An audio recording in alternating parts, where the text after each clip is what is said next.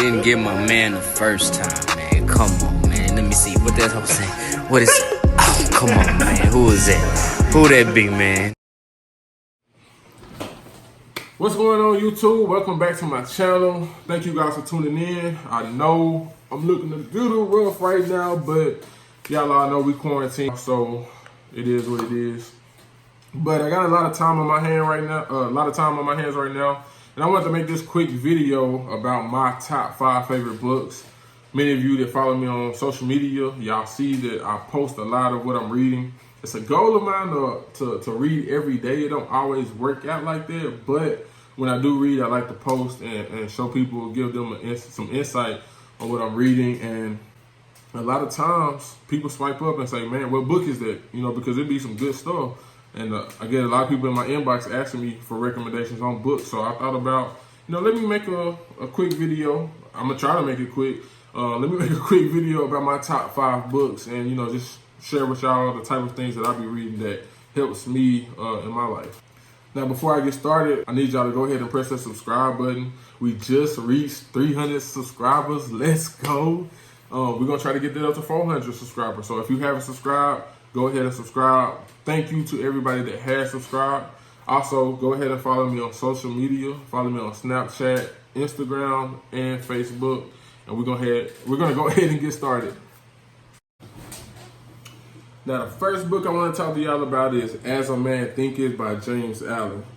This book is only 37 pages long, so it's very short, but do not let that fool you. This little book got some power. I'm pretty sure every page on this book, I have at least one sentence or something highlighted because every page adds value.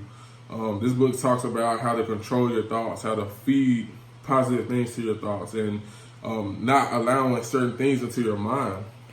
In the book, he talks about what you do is a result of what you think and how every action starts with a thought. And one of the most important things that I got from this book, and it's one of many, but he talks about how we have to constantly water our thoughts as we would a garden. And I'm going to read to y'all what he says about that because I want to make sure y'all get this. And this is on the first page of the first chapter.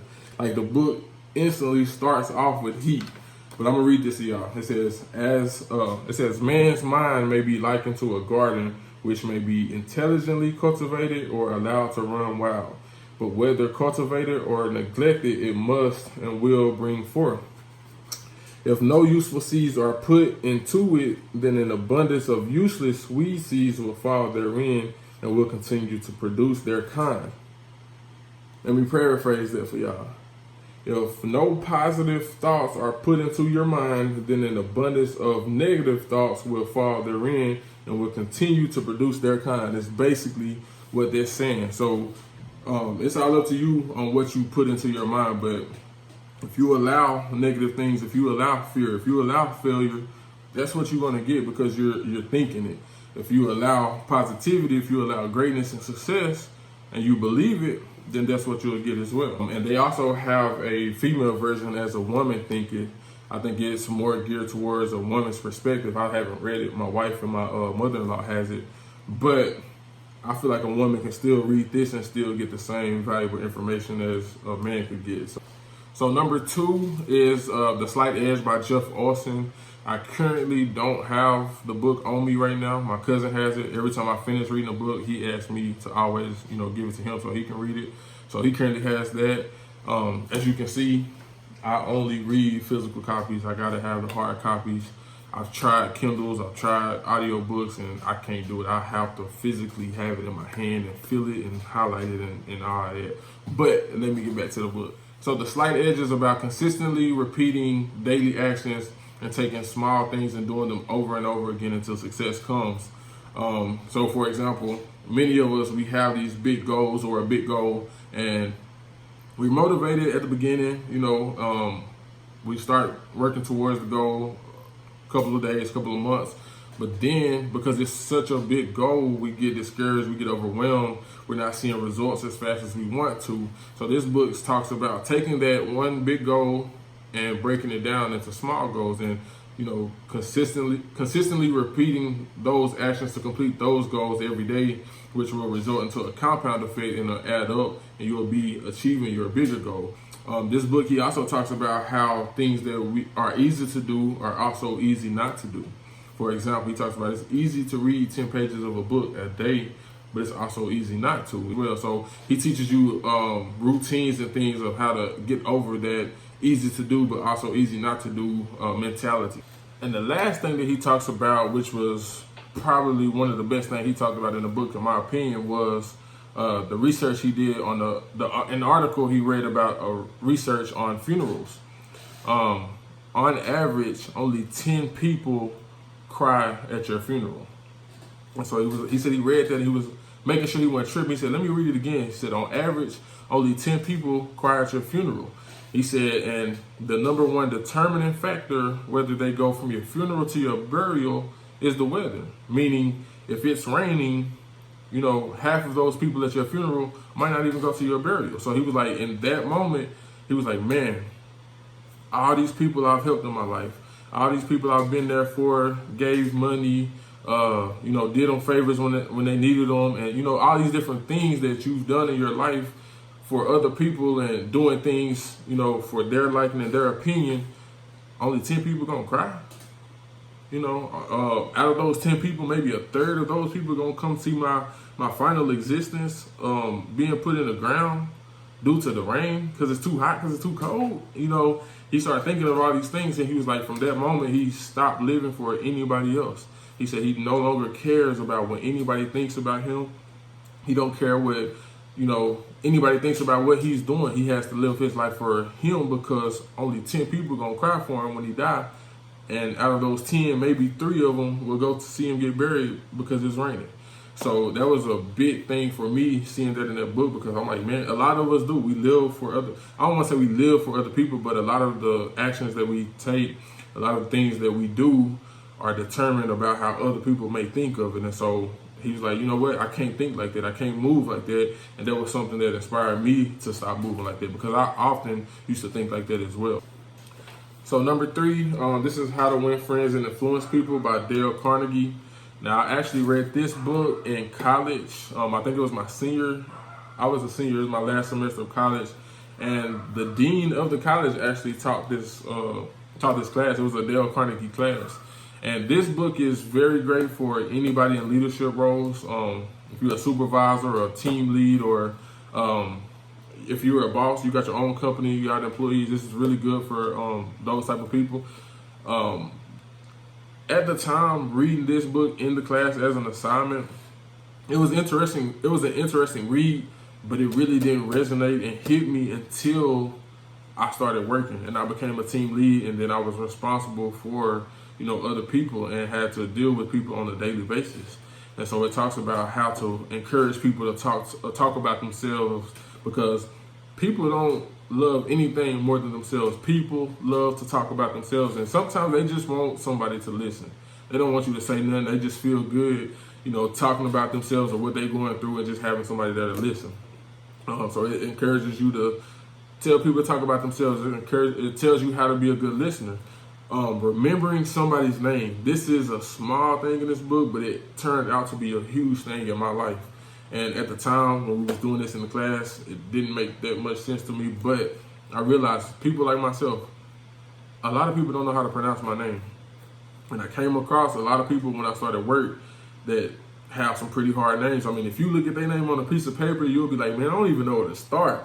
But once you take the time to understand how to pronounce their name and call them by their name and remember it, it lights their world up, because it shows them that you took effort into learning how to properly pronounce their name, knowing that a lot of people make up short names because they don't even want to put the effort into pronouncing that hard, long name. So small little things like that, man, will teach you how to be better with people. And I said it's good for people in leadership roles, but this is good for anybody.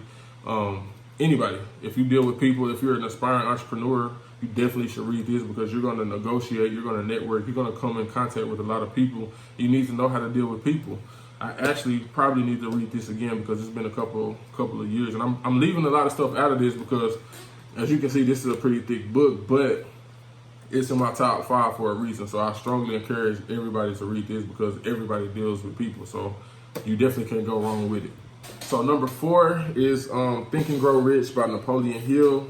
Now this can definitely be a lot of people's number 1 book, favorite book of all time. It's that good. In this book, he talks about having unshakable faith. He has a whole chapter talking about faith. And I got a note right here, a quote that he had that I wanted to share with y'all. It says, "Faith is the head chemist of the mind and the starting point of our accumulation of riches."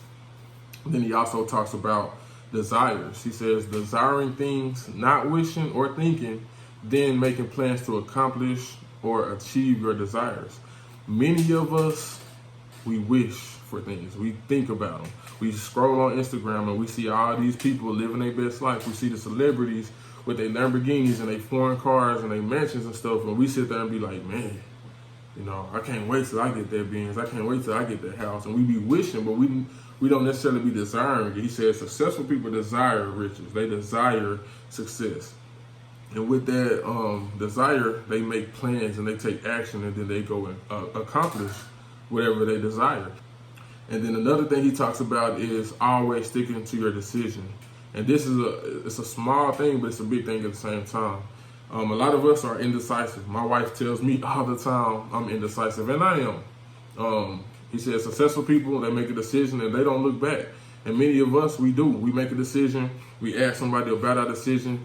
They answer not the same as ours. So now we second guess and I'm like, oh, you know, so-and-so said that they would do this. And so now we trying to appeal to somebody else's, thinking that everybody else might think what they thought. And so now, not only are we second guessing, a lot of times we don't even follow through and we never even make a decision at all. And then last but not least, this is probably one of the biggest things I took from this, because it was big for me, because he talks about seeking mentors and being around like-minded people and people that are smarter than you and that are more successful than you.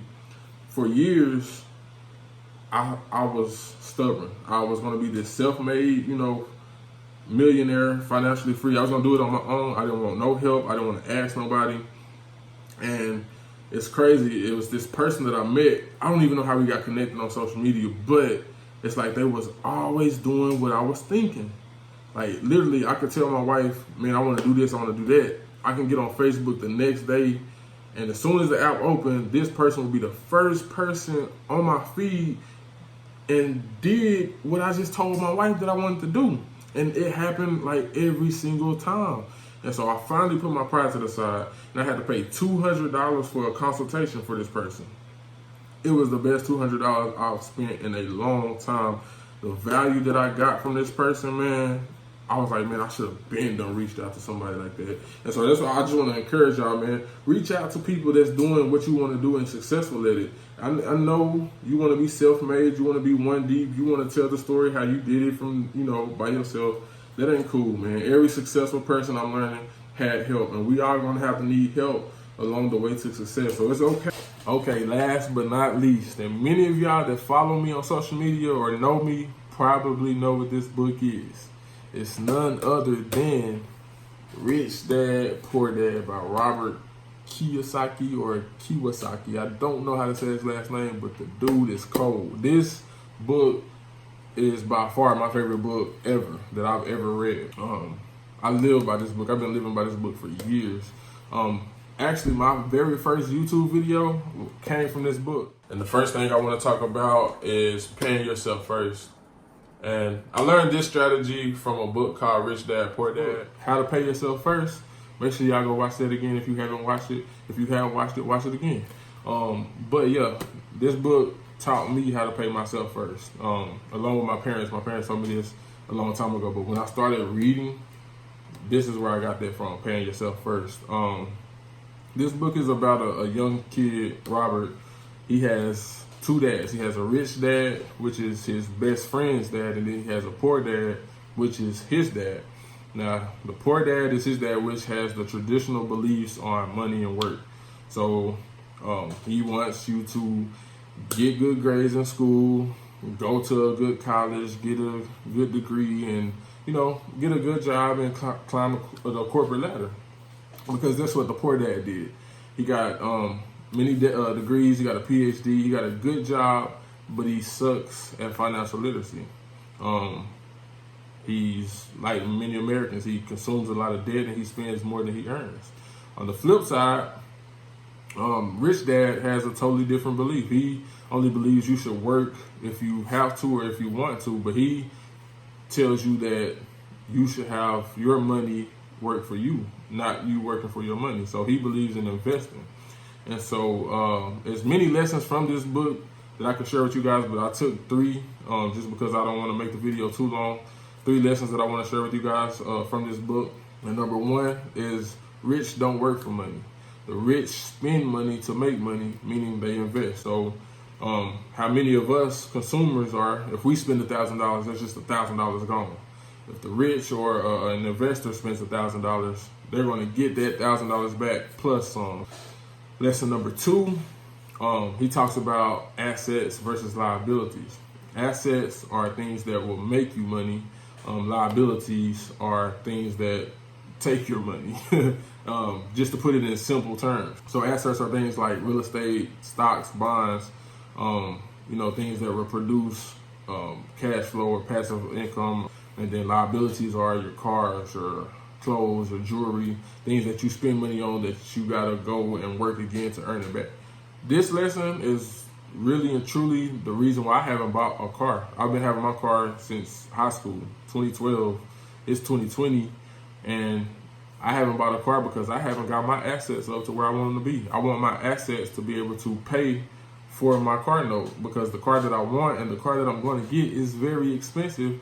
But because of the price, I'm not going to let that, keep me from going to get it. I'm just going to get more assets that'll pay for it, because having many liabilities, look at us right now. This is a good example. We're in this pandemic due to this coronavirus. Imagine me going and getting this car. I make good money. I could afford it, but it's off of my earned income from my job. If my job shuts down for 2 weeks or a month or 2 months due to this pandemic, my paycheck stopped coming. I can't pay for this car. But if I got assets and I got passive income, that's paying for it. I'm not having to rely on my job to pay for it. So that's a very important lesson that I took from this book that I still live by, 6 years, 7 years later. Then number 3, he talks about overcoming doubt and fear. And I read a lot of books about this because this is something I'll raise my hand and tell you guys, I struggle with it. I know a lot of people that struggle with it because I was talking to him about it. He talks about self-doubt, not believing in yourself and not thinking that you can do what others are doing and being successful at it. Going back to Instagram, a lot of us look at these people.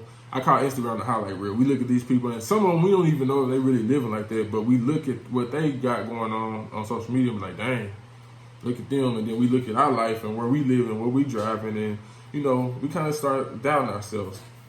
Then he talks about fear, and fear makes you play things safe, and it fear of failure. And think about failure, man. Failure, I'm learning you can't fail. You cannot fail until you quit.